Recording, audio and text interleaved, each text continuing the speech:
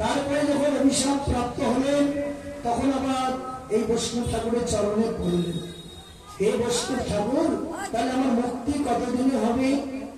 হ্যাঁ, তোমার মুক্তি হবে কবে? যেদিন তুমি ভগবানের পাদস্পর্শ পাবে সেই দিন হবে তোমার মুক্তি। যার জন্য ভগবান যখন গোচারণে গিয়েছিল ধেনুবৎস নিয়ে, মধ্যাহ্ন সময় জল তৃষ্ণায় কাতর হয়ে ধেনুবৎসবান ওই কালী হরণে জলপান করতে গিয়েছিল, জলপান করতে গিয়ে তারা প্রাণ ত্যাগ করলো, তখন ভগবান তাদেরকে আবার পুনর্জীবিত করলেন, বাঁচিয়ে দিলেন। দেখেন ভগবানের এত ক্ষমতা।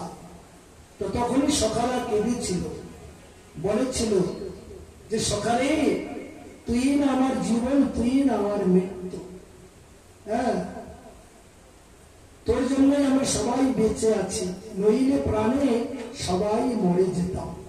তুই আছিস বলে আমরা আছি, আর তুই যেদিন দেহ ছেড়ে চলে যাবি সেই দিনই তো আমরা মৃত্যু দেহ ধারণ করব।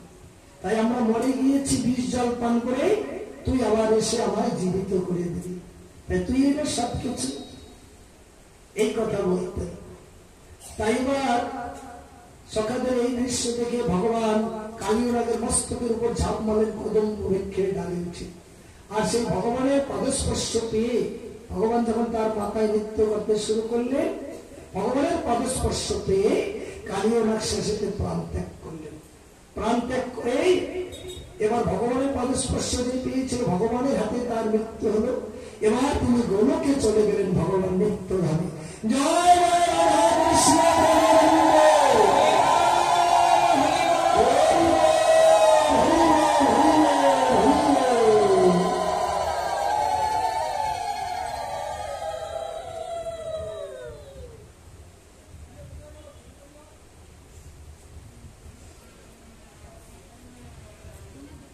শ্রীকৃষ্ণ কর্তৃক মহৎ সেবা মাহাত্ম্য কথন।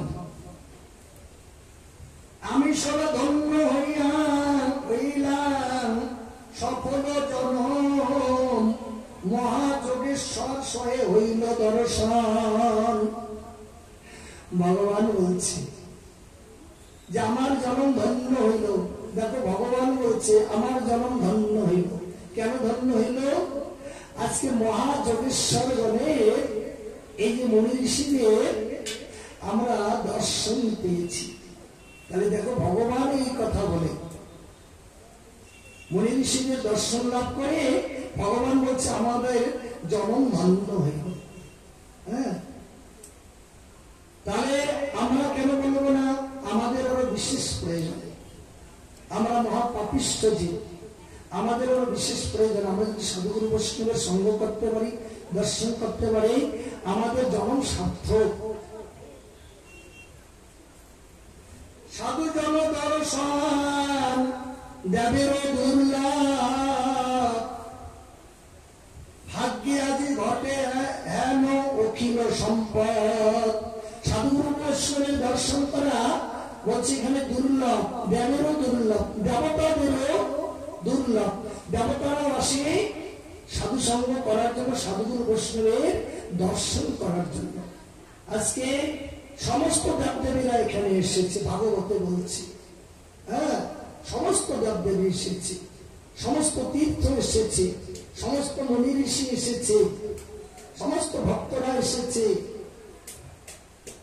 এই জন্য ভাগবত সভা, এই যে পরীক্ষিত প্রয়াণ, এটা খুবই গুরুত্বপূর্ণ।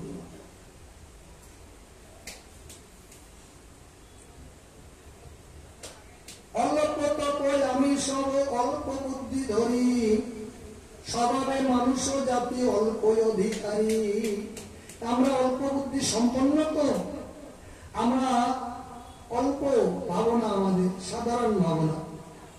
তাই অতিমাতি দেব বুদ্ধি নহে সাধু জনে, মতিহীন আমি সব সাধু অবজ্ঞানী। অনেক সাধু আছে, আমরা প্রতিমাকে, দেবতা মূর্তিকে আমরা অনেকে, অনেক সাধু অত শ্রদ্ধা করে না। মানে গোবিন্দকে শ্রদ্ধা করে, দেবতাদের অত শ্রদ্ধা করে না। কিন্তু না, দেবতাদেরকে শ্রদ্ধা করতে হয়, কাহাকেও অবজ্ঞা করতে নেই। কিন্তু হ্যাঁ, প্রাণের মধ্যে একটা ভাবনা থাকে, কেমন আমি যে দেবতাটার আরাধনা করব ওনার প্রতি আসক্তিটা বেশি থাকে, যে যার আরাধনা করে ওই দেবতাটার উপর বেশি বিশ্বাস থাকে, শ্রদ্ধা ভক্তি থাকে। কিন্তু তার মধ্য দিয়ে সবাইকে মানতে হবে, সবাইকে শ্রদ্ধা করতে হবে, কারো নিন্দা করা যাবে না, কাউকে অশ্রদ্ধাও করা যাবে না।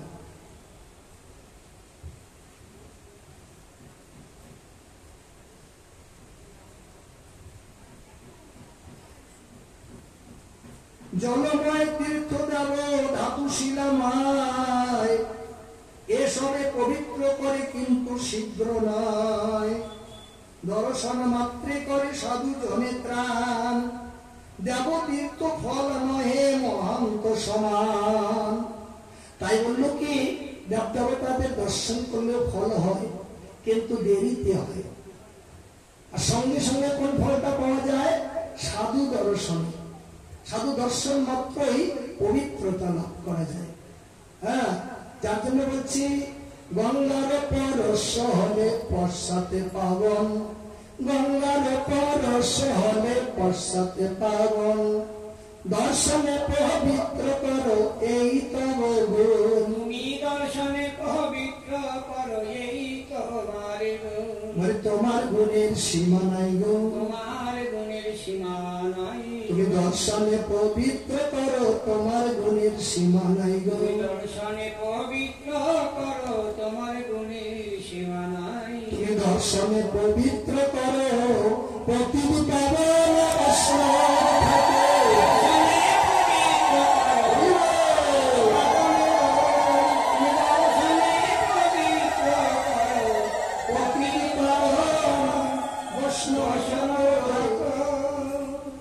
বৈষ্ণবকে দর্শন মাত্র পবিত্রতা লাভ করে, দর্শন পরশনে পবিত্রতা লাভ করা যায়।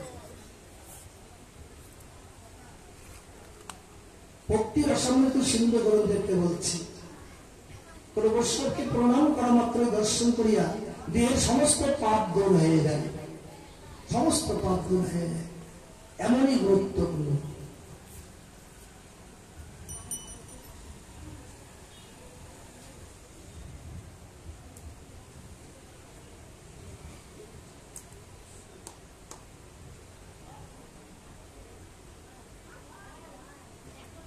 অগ্নি সূর্য শশধার আকাশ পবন, জলভূমি বাক্য মন গ্রহ সূক্ষ্ম গান, এসব সেবিলে নহে দুরিত সঞ্চয়, কিন্তু ভেদ বুদ্ধি করি পাপ ক্ষয় হয়, করে পাপ ক্ষয়। তিলেক মহান্ত সেবা যদি মাত্র করে, অশেষ দুরিত দুঃখ সেই ক্ষণে হরে। সাধু বৈষ্ণবের সেবাহানি তিল মাত্র যদি করে অল্প, তাহলে তাতেই হচ্ছে মহামহা মহাময়া মহামহা পাপ থেকে সে পরিত্রাণ পায়।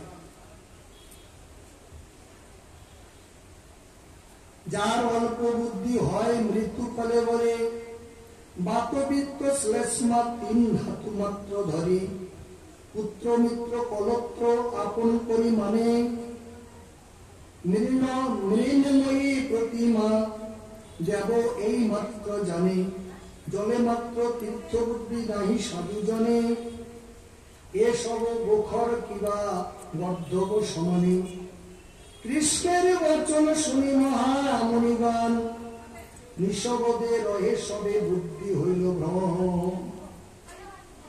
তাই বলছি জলমাত্রেই যে গঙ্গা, অনেকেরই ভেদ বুদ্ধি, এই জলমাত্রে কি গঙ্গা হইতে পারে না? জলমাত্রেই গঙ্গা। জল যদি আমরা হাতে নিয়ে আমরা আপন সপ্তগঙ্গাকে আহ্বান করি, সঙ্গে সঙ্গে জল পবিত্র হয়ে যায়, তার মানে জলমাত্রেই গঙ্গা। এই জন্য নদ নদীতে স্নান করতে গেলে গঙ্গা সাগরে স্নান করে না, গঙ্গা মেলাতে অষ্টমী মেলা যে হয়, গঙ্গাতে স্নান করতে গেলে মনে রাখতে হবে সব সময়, কি মনে রাখতে হবে?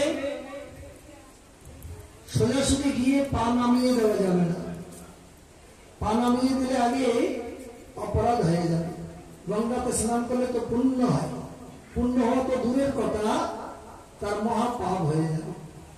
আগে প্রণাম করতে হবে, প্রণাম করে জলটা আগে মাথায় নিয়ে তারপরে স্নান করতে নামতে হবে, তাহলে পুণ্য হবে। কেন জানেন? এই গঙ্গা শিব ঠাকুরের জটা থেকে আসতেছে। এই গঙ্গাকে, গঙ্গা তো দেবতা, ইনি আবার ওই শান্তনু রাজার সহধর্মী। ভীষ্মদেবের মা, বাবার নাম শান্তনু রাজা, মায়ের নাম গঙ্গা দেবী। এই গঙ্গা ভগবানের হৃদয় থেকে সৃষ্টি হয়েছে। কত কথা বলতে যাব না। দেবলোকে একদিন বৈষ্ণব সেবা হয়েছিল, দেবলোকে বৈষ্ণব সেবা হয়েছিল। বৈষ্ণব সেবাতে গোবিন্দের ভোগের রান্না কেউ করবে। তখন দেবতারা সিদ্ধান্ত করলেন কাকে দিয়ে ভোগের রান্না করাবেন। কেউ বললেন যে মা মনসা রান্না করবে, বা আরো অন্য কোন দেবতার কথা বললেন। তারপরে শেষে সিদ্ধান্ত নিলেন না, ওই গঙ্গা দেবী উনি দেবলোকে বৈষ্ণব সেবা রান্না করলেন, এই সিদ্ধান্ত করলেন। তাই গঙ্গাকে নিমন্ত্রণ করতে কে যাবে? নিমন্ত্রণ করার দায়িত্ব নিলেন শিব ঠাকুর, যে আমি যাব নিমন্ত্রণ করতে।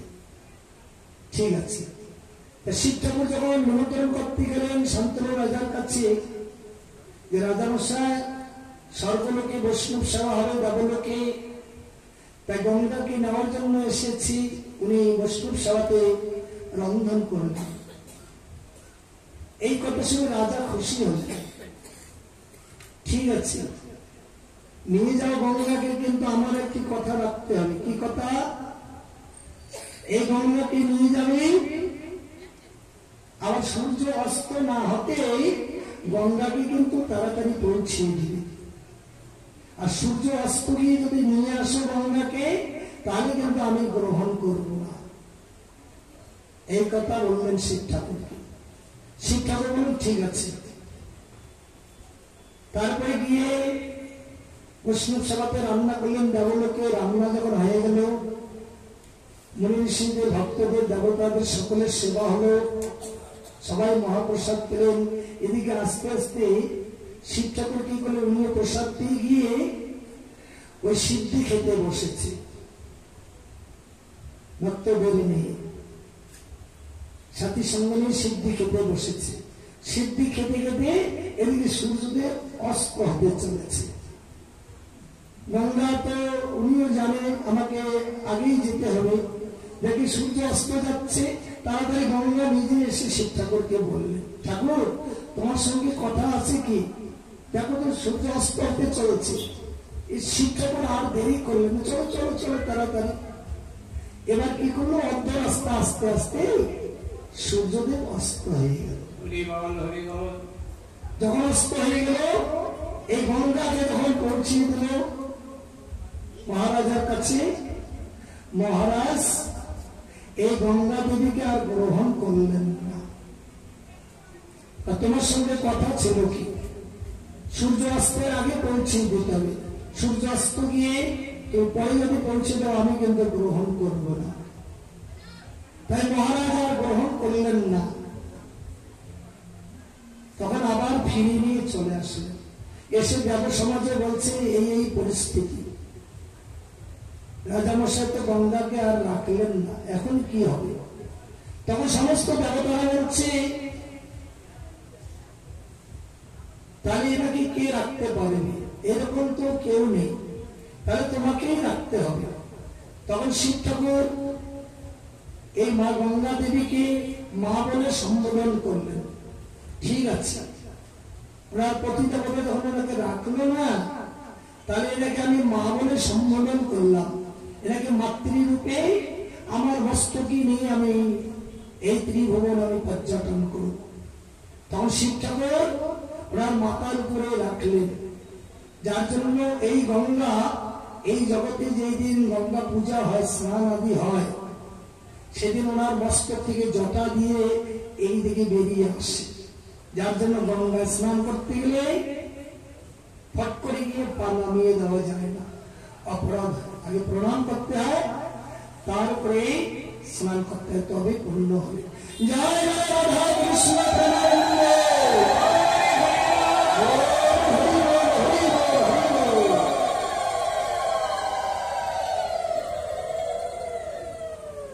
এই যে কথাগুলি খুবই কিন্তু গুরুত্বপূর্ণ কথা, মনে রাখতে হবে। হ্যাঁ, মনে রাখবেন। চিত্ত বিমর্ষ করি নহে মনি গণে, এমন অদ্ভুত নাই দেখি ত্রিভুবনে।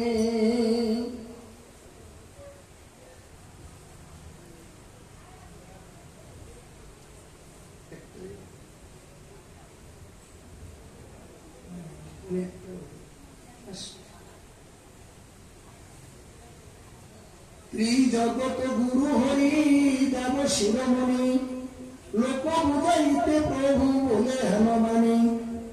আমি সবে বিমোহিত যার মায়া জালে, মহাযোগেশ্বর হয়া ভ্রময়ে সংসারে। আপনা আচ্ছাদে প্রভু নরলীলা করি, তার মায়া ত্রিভুবনে কে বুঝিতে পারি।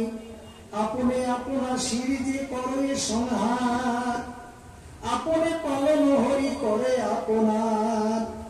এক হরি বহু রূপ ধরে নানা নাম, সর্বজীবে বৈশ্য প্রভু সর্বত্র সমান। মাটির নির্মিত ঘর নানা প্রকার, বটপট সত্য নহে মাটি মাত্র সার। লোকবিড়ম্বন হেতু নরলীলা করে, কপট মানুষ মায়াকে বুঝিতে পারে। সম্প্রতি ভকত জন প্রতিকার হেতু, অপার সংসার সিন্ধু পরিত্রাণ সিধু। পুরুষ পুরাণ তুমি নরলীলা ধরো, বেদ পথ রক্ষা হেতু দ্বিজ ভক্তি করো। তোমার হৃদয়ে বেদে তপযোগময়, বেদমুখী শুভাশুভ এসব নির্ণয়। হেন বেদ ব্রাহ্মণের মুখী উৎপত্তি, তে কারণে করো তুমি ব্রাহ্মণ ভক্তি।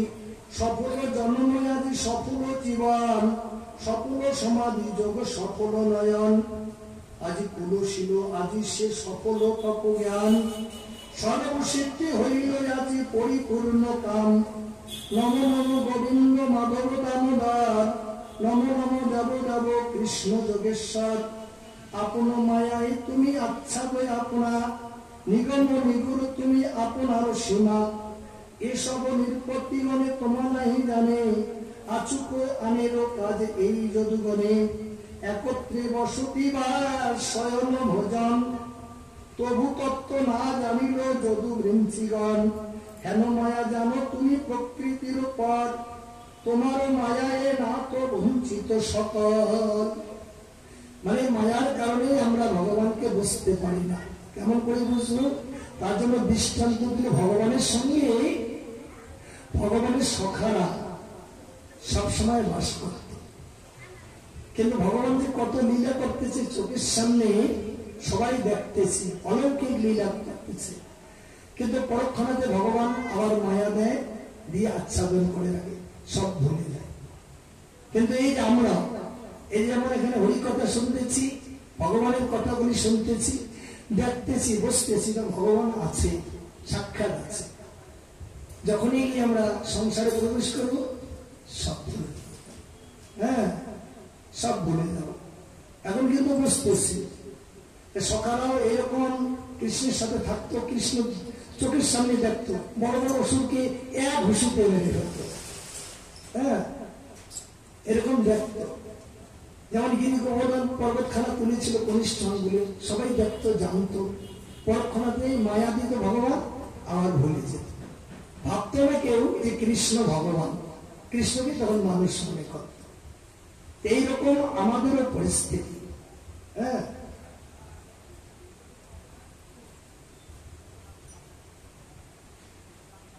তাই জগত গুরু হরি দেব শিরোমণি, লোক বুঝাইতে প্রভু বলে হেন বাণী।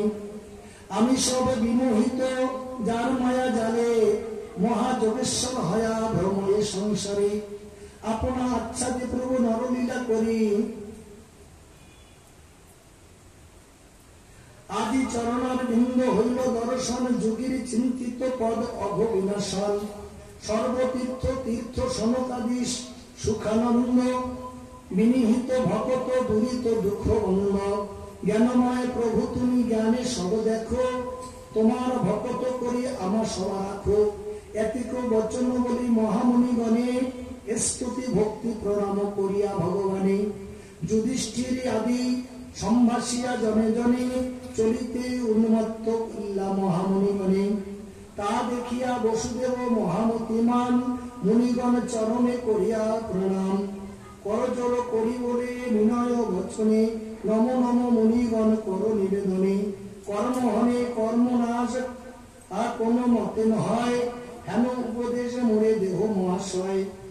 বসুদেব বচন শুনিয়া মুনিগণে, আজ গুরু ভঙ্গে নিরখিয়া হাসে মনে মনে। নারদ কহিল তবে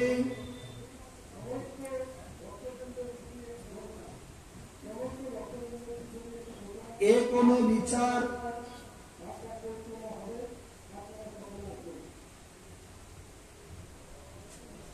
ভালো জিজ্ঞাসিলা বসুদেব মহাশয়। নারদ কহিল তবে এ কোন বিস্ময়, পুত্রবুদ্ধি বসুদেব করে নারায়ণে। এ কারণে জিজ্ঞাসিলা আমার সভাস্থানে। নিকটে থাকিতে লোকে করে অনাদর, দূর তীর্থে যায় যেন তেজি গঙ্গা জল। সৃষ্টি স্থিতি প্রলয়ে যাহার নাহি ধ্বংস, নির্গুণ পরমানন্দ নিত্য পরসঙ্গ। তাই ভগবানের কথা বলল,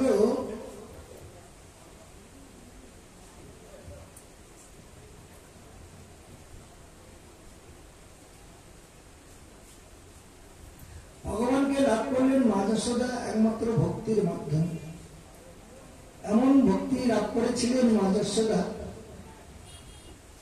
12 বৎসর অনাহারে তপস্যা করেছিলেন। 12 বৎসর, একদিন 2 দিন নয়। আমার তো মাসে 2টা একাদশী পড়ে, তাই উপবাস করি না, তাই না? করতে চাই না। একাদশী করলে কষ্ট হয়, গ্যাস্ট্রিক রোগ বেশি হয়, হ্যাঁ, থাকতে পারি না। আর মা যশোদা নন্দ মহারাজ 12 বৎসর অনাহারে তপস্যা করেছিল। 12 বৎসর এই ভাগবতে বলছে। কি খেয়ে থাকতো 12 বৎসর?